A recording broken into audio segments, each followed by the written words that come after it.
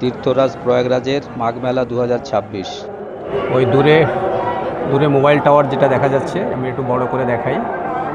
টাওয়ারের ঠিক সোজা ওপাশে রয়েছে তীর্থরাজ প্রয়াগের মহাতীর্থ ত্রিবেণী মহাসঙ্গম। ওখানে যাব, আপনাদের দেখাবো।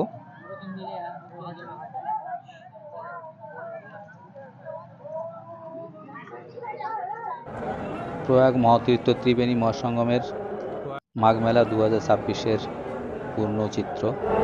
এইদিকে গঙ্গা হরিদ্বারের দিক থেকে আসছে, আর এইদিকে যমুনার সাথে অন্তঃসলীলা ইনভিজিবল সরস্বতীর মিলিত প্রবাহ ওইখানে প্রয়াগ সঙ্গমে মিলিত হয়েছে।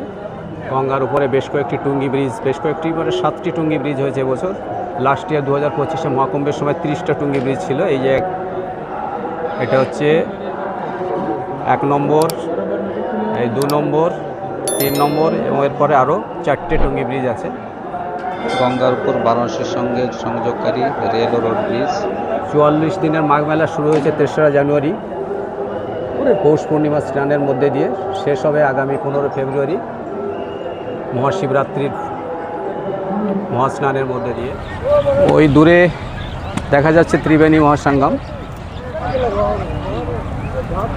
স্নান করে জামা কাপড় বদলের জন্যে চেঞ্জিং রুম। গত বছর প্রয়াগ মহাসঙ্গমে যেমন দেখা গিয়েছিল, এবারও সেটাই হচ্ছে। এই যে জনসমুদ্র দেখতে পাচ্ছেন, এটা কিন্তু বর্তমানে প্রয়াগ সঙ্গমে যে মাঘ মেলা 2026 চলছে, তারই অর্থাৎ মাঘ মেলায় আগত পুণ্যার্থী তীর্থযাত্রীদের সমাবেশ। নমস্কার প্রিয় দর্শক, আমি দাঁড়িয়ে আছি সপ্তীর্থের রাজা প্রয়াগরাজের